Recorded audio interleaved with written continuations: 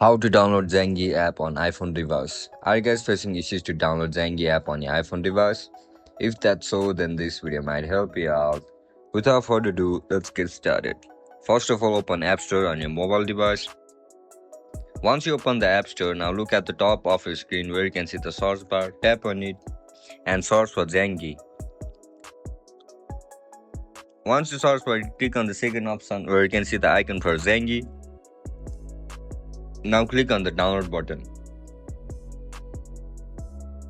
As soon as you click on the download button, your app will start to download. It might take some time, it will vary according to your Wi-Fi speed.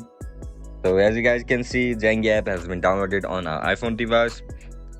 And that's it guys, that's how we're gonna download Zangi app on iPhone device.